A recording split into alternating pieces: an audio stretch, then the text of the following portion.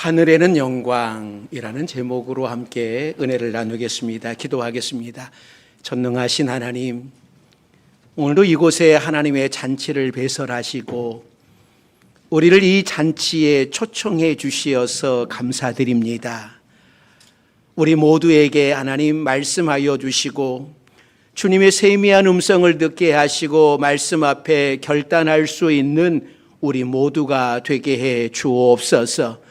또 하나님 앞에 나오며 우리의 무거운 짐들을 가지고 나왔사오니 우리를 긍휼히 여겨주시사 치유의 역사, 회복의 역사, 구원의 역사가 일어나게 하옵소서. 예수님의 이름으로 기도드립니다. 아멘. 오늘도 하나님의 잔치에 참여하신 여러분들에게 하나님의 은혜가 함께 하시기를 바랍니다. 우리나라가 다른 나라 대통령을 초청하면 국빈 방문이라고 하여서 극진한 대우를 합니다. 우리나라 대통령이 얼마 전에 UAE에 갔었을 때에 그 UAE에서 최고로 국빈 대우했다라고 하는 미국의 대통령이 왔을 때보다 최고의 대우를 했다라고 하는 방송을 하게 됩니다.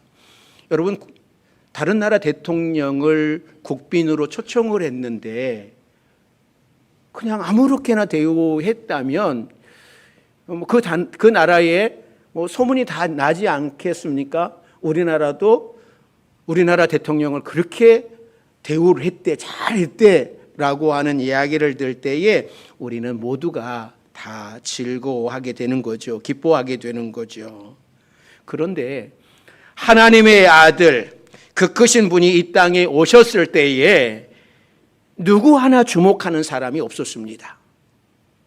만왕의 왕이신 예수님은 마구간에 초라하게 태어나셨고 심지어는 예수님이 태어나신 날이 언제인지를 아는 사람도 없습니다. 지금 우리가 지키는 이 성탄절은 로마 시대부터 이 날을 성탄절로 지키기로 약속을 해서 지금까지 세계적으로 기념하고 있지만 실제 예수님이 태어나신 날을 아는 사람은 없습니다. 십자가에 매달릴 때에는 복음서의 기록에 의하여서 6월절에 주님이 6월절 전에 돌아가셨다라고 하는 것을 우리가 알고는 있지만 태어나셨을 때에 아무런 관심, 어느 누구도 환영하지 않았어요. 오늘은 대림절 네 번째 주일입니다. 이제 성탄절을 앞두고 있습니다. 예수님이 태어나신 이 성탄절은 우리가 잘 아는 대로 어느 누구나 환영해 주지도 않고 아무도 몰라주었지만 2000년이 지난 지금은 세계에서 가장 많은 사람들이 한꺼번에 기다리는 성탄절입니다. 또 연말과 함께 오는 절기인지라 한 해를 마무리하고 새해를 맞이하면서 많은 사람들이 들뜬 마음으로 보내게 됩니다. 또 아이들은 이 성탄절을 많이 기다리죠. 산타가 와서 선물을 주고 가는 날이기 때문에 또 청소년들은 이성 친구를 기다리기도 하고 또 젊은 사람들은 모여서 연말 파티를 하고 그러다가 나이가 지긋이 드시면 이제 그런 것도 다 관심이 없습니다. 성탄절이 그리 중요한가?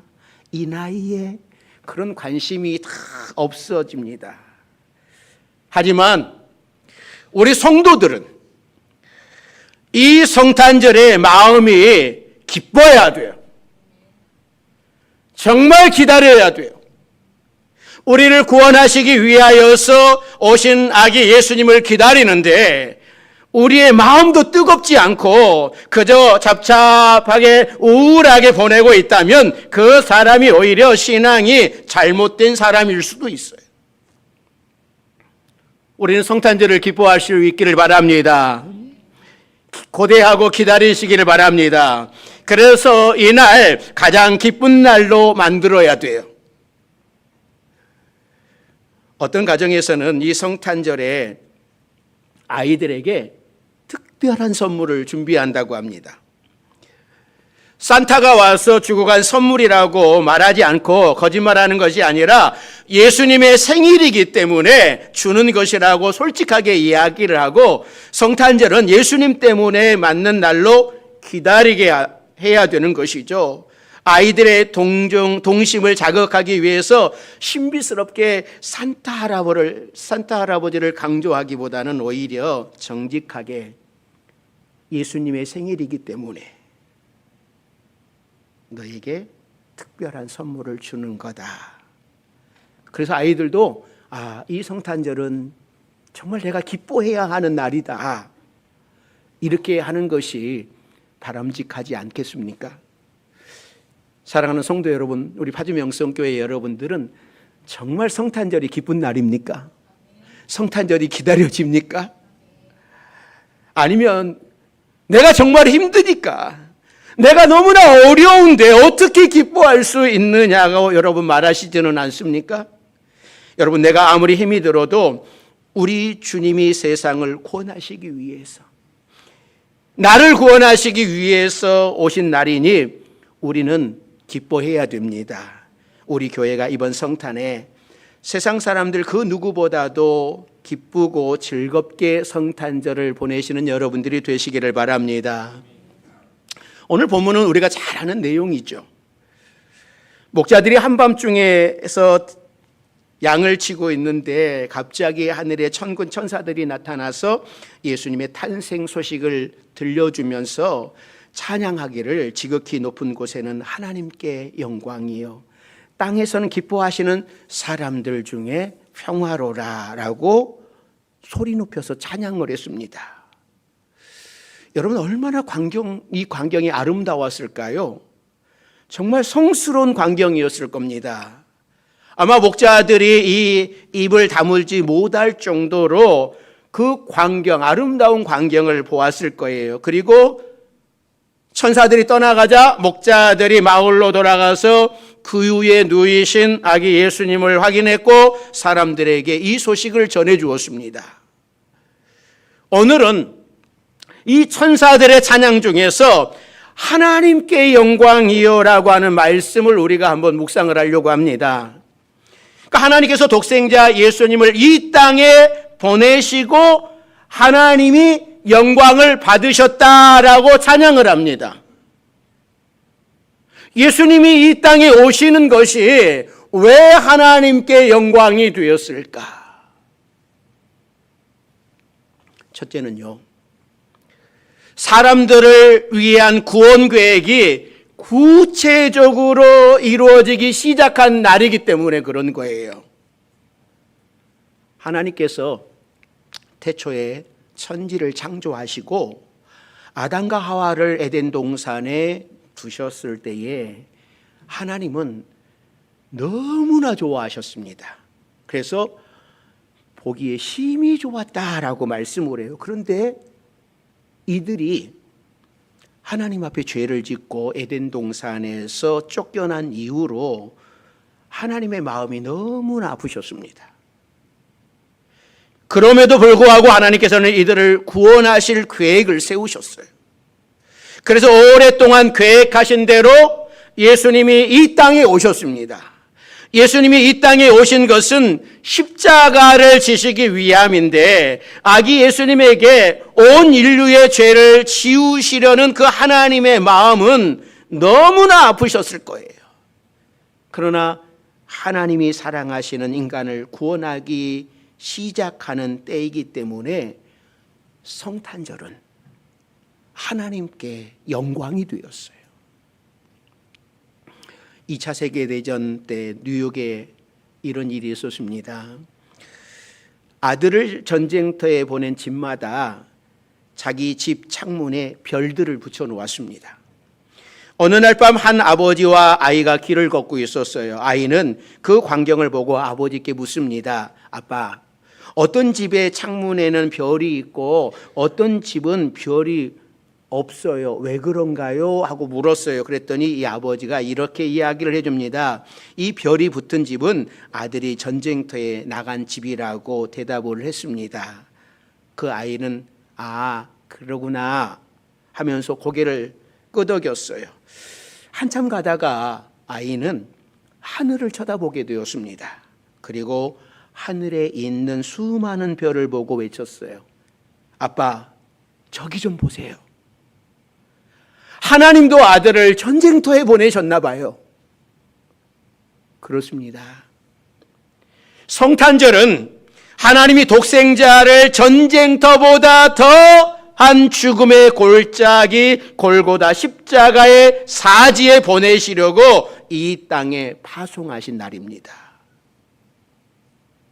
여러분은 그 누군가를 구원하기 위하여서 여러분의 아들을 내놓으실 수 있으십니까?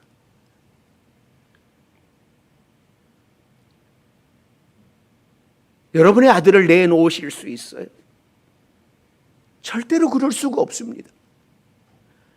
아무리 말썽을 피우는 아들이라 할지라도, 아무리 부모를 힘들게 하는 아들이라 할지라도 다른 사람을 위하여 죽게 내버려 둘 수는 없어요. 아니, 오히려 자기 아들을 위해 죽을 수 있을지언정 내 아들을 그 누구를 위해 내놓을 수는 없는 거죠. 그런데 하나님께서는 내놓으셨습니다. 우리를 위해 내어주셨어요. 그 하나님의 깊은 사랑을 우리가 어떻게 다 이해할 수 있겠습니까? 그래서 저는 이번 성탄절을 누구보다도 기뻐하려고 합니다. 이 성탄절은 누구보다도 즐거워하려고 합니다. 하나님이 우리를 위해, 나를 위해, 우리 가족을 위해, 우리 교회 성도들을 구원하시기 위해 시작한 날이기 때문입니다. 어린 아기 예수님이 태어나신 이후로 수많은 고난의 터널을 통과하지만 그래도 이 날은 기쁘고 즐거운 날입니다.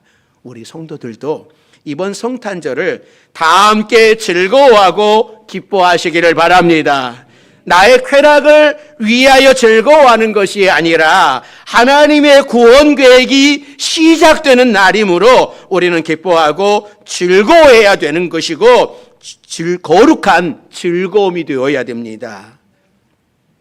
예수님을 위해서 즐겁게 예수님의 생일을 축하하면서 나는 예수님을 위해 무엇을 할 수 있을까? 한번 생각해 보시면 좋겠습니다. 사랑하면 줄 수 있는 거잖아요. 하나님의 사랑이 우리에게 독생자를 주셨듯이 우리의 사랑을 하나님 앞에 내어 놓을 수 있기를 바랍니다. 그래서 나도 예수님의 생일 선물로 무엇을 준비해서 최상의 것을 드릴 것인지 고민하면서 즐겁게 기쁘게 맞는 성탄절이 되기를 주의 이름으로 축원합니다. 두 번째는 이 성탄절이 하나님께 영광이 되는 이유는 하나님께서 이 날을 위해 구약의 수많은 선지자들이 애언하게 하시고 준비하신 날이기 때문입니다. 그러니까 예수님은 어느 날 갑자기 이 땅에 오신 분이 아니잖아요. 하나님께서 미리 준비하시고 계획을 하셨는데 아무도 모르게 하신 것이 아니라 선지자들에게 계속 알려주셨습니다. 구약 창세기 3장에서부터 예수님의 구속 사역이 예고되었지만 구체적으로 선지자들에게 자세하게 알려주셨어요. 미가 선지자에게는 베들레헴에서 태어날 것이다 라고 알려주셨고, 이사야 선지자에게는 처녀가 잉태하여 아들을 낳을 것인데 그의 이름을 임마누엘이라 하리라고 가르쳐 주셨습니다. 뿐만 아니라 이사야 53장에는 고난받는 예수님의 모습이 아주 자세하게 적혀져 있습니다. 예수님이 태어나기 700년 전인데도 이사야 선지자는 마치 예수님의 십자가 사건을 눈에 본 것처럼 적어 놓았습니다. 예수님이 오시는 것에 대한 기록은 이사야나 에레미야 선지자, 에스겔, 다니엘뿐만 아니라 거의 모든 선지자들에게 나타나요. 왜 하나님께서는 선지자들에게 미리 알려주시면서 준비하게 하셨을까? 예수님을 통한 구속 사역이 어느 날 갑자기 일어난 사건이 아니라 하나님께서 미리미리 구체적으로 준비하고 계셨다고 계획하셨다고 하는 것을 알려주기 위함입니다. 이스라엘 백성들은 이 선지자의 애언을 듣고 하나님의 아들이 이 땅에 오셨을 때에 그분이신 것을 알아보게 하기 위함이었습니다. 그래서 이제는 누구든지 예수님을 믿는 자들이 구원받게 해주시려고 선지자들을 통하여서 미리 준비하신 거예요. 그러나 사람들은 이것을 몰랐습니다. 아무리 예언을 해도 자신들의 생각대로 살기 바빴고, 아무리 하나님의 사랑을 가르쳐 주어도 그것을 외면했습니다.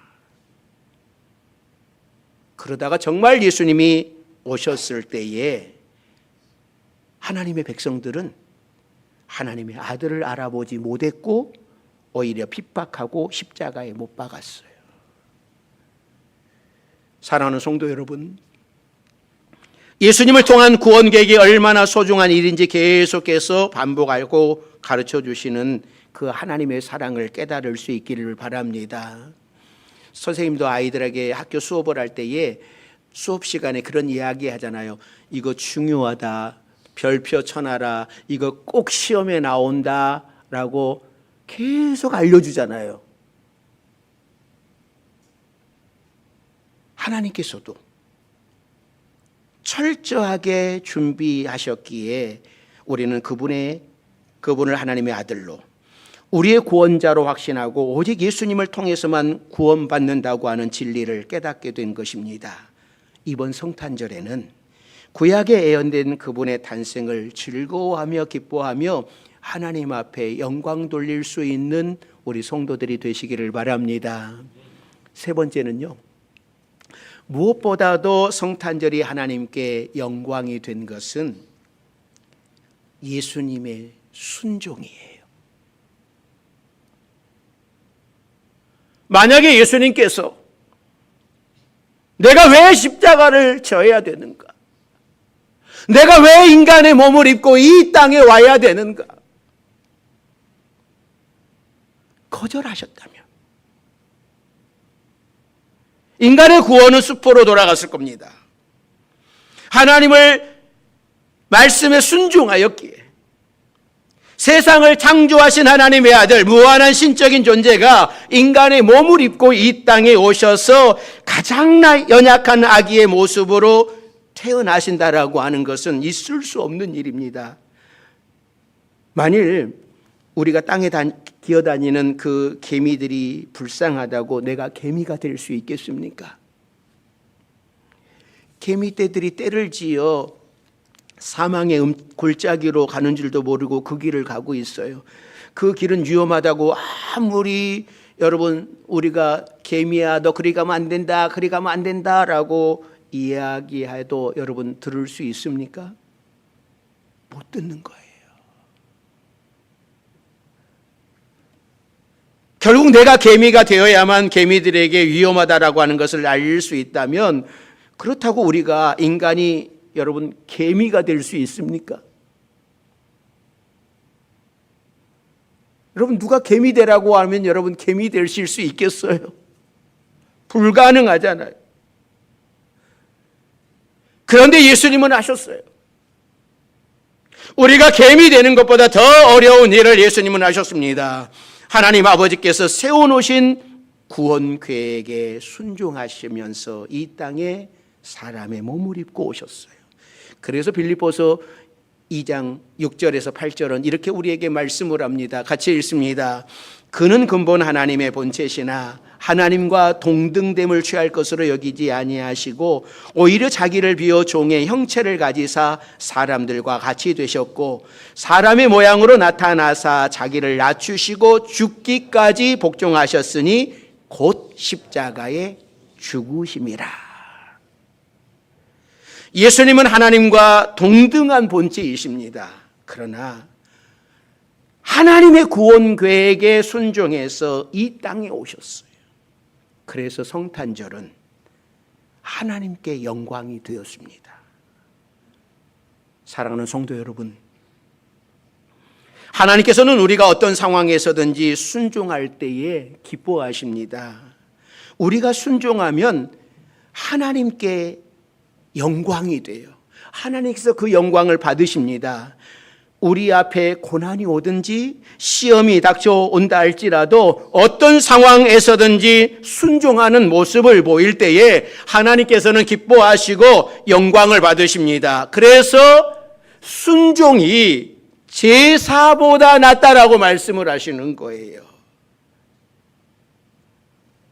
올 한 해 살아오시면서 내가 하나님의 말씀에 순종하며 살아가리라 라고 연초에 시작을 했는데, 여러분 이제 연말이 되었습니다. 우리가 하나님의 말씀에 얼마나 순종하시면서 살아오셨습니까? 순종하지 못한 것이 있다면 이번 성탄절을 통하여 내가 순종을 결단할 수 있기를 바랍니다. 오랫동안 우정을 나누면서 절친한 관계를 유지하던 두 사람이 있었어요. 이 두 사람은 늘 항상, 그래서 많은 사람들이 둘이는 정말 친해, 정말 친한, 이 사람들은 목숨을 걸고 사랑하는 친구야, 그런 관계였어요. 그런데 무슨 일이 일어났는지 모르지만 두 사람이 어느 날 크게 다투고 사이가 벌어져 버렸어요. 1년 동안 그들은 상종을 하지 않았습니다. 그래서 이런 말이 있잖아요. 우정을 쌓는 데는 수십 년 걸리지만 우정의 탑을 발로 차버리는 것은 1분이면 족하다. 아무리 친한 사이라 할지라도 한번 틀어지기 시작하면 끝이 없습니다. 믿을 것이 못 되는 것이 우정이에요. 그러니까 1년이 넘도록 서로가 상종하지 않고 지냈는데 그 두 사람 가운데 한 사람이 교회를 다녔나 봐요. 어느 날 예배 시간에 설교를 듣고 마음에 감동이 왔어요. 내가 이렇게 형제를 사랑하지 못해서 되겠는가. 집으로 돌아간 후에 그 옛날 친구와 다시 좋은 관계를 회복하기 위해서 무척 노력을 했습니다. 편지를 열심히 보냈는데도 그 친구에게는 이런 방구 반응이 없습니다. 고민을 하다가 이 사람이 눈보라가 몰아치는 어느 날 밤 도무지 그 밤을 넘기면 안 될 것 같아서 눈을 맞으면서 꽤 멀리 떨어진 친구의 집에 찾아갔습니다. 그리고 문을 두드렸어요. 안에 있던 친구가 문을 열어보니 자기 친구가 눈을 소복히 맞고 오들오들 떨면서 서 있는 것이었습니다. 급히 그를 집 안으로 불러들었어요. 그리고 그 두 사람은 다시 우정이 회복되는 데는 1분도 걸리지 않았습니다. 사랑하는 성도 여러분, 하나님의 말씀에 찔림이 있고 순종하면 평화가 찾아오는 겁니다. 하나님께서 여러분의 순종을 받으시고 기뻐하실 거예요. 예수님의 순종만큼은 못하지만 우리가 순종할 때도 하나님께 영광이 되는 것입니다. 우리의 순종이 하늘의 영광이 된다고 하니 여러분 얼마나 감사할 일입니까? 순종은 하나님께 영광이요, 우리에게는 평화가 되는 사건이 될 겁니다. 사랑하는 성도 여러분, 성탄절은 하나님께 가장 슬픈 날이기도 하지만 가장 영광스러운 날이었어요. 사랑하는 독생자 예수님을 이 땅에 보내셔서 고난의 길을 걷게 하신 날이지만 또한 우리를 구원하시려는 계획이 시작된 날이기에 가장 영광스럽고 기쁜 날이었습니다. 이번 성탄절에 우리 파주명성교회 성도들 모두가 하나님의 기쁨이 임하시기를 바랍니다.